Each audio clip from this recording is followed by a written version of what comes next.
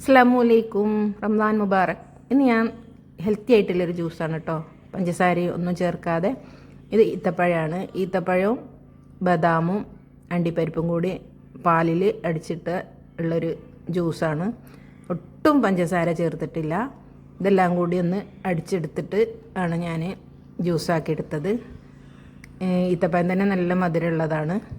അപ്പോൾ ആദ്യം ഒന്ന് പാലൊഴിക്കാതെ ഒന്ന് ടൈറ്റായിട്ട് അടിക്കുക, എന്നിട്ട് പിന്നെ പാലൊഴിച്ചിട്ട് ലൂസാക്കിയിട്ടും അടിക്കുക. ഇന്ന് രണ്ടാമത്തെ നോമ്പ് തുറക്കും. അതുപോലെ പഞ്ചസാരയും എണ്ണക്കടിയും ഒഴിവാക്കിയിട്ട് തന്നെയാണ് ഞാൻ ജ്യൂസ് ഉണ്ടാക്കിയത്.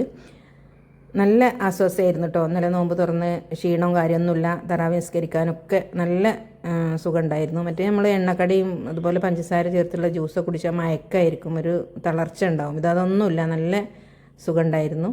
എല്ലാവരും ഈ രീതിയിലൊന്ന് നോമ്പിനൊന്ന് ചെയ്ത് നോക്കിട്ടോ ഇൻഷാ അല്ലാഹ്.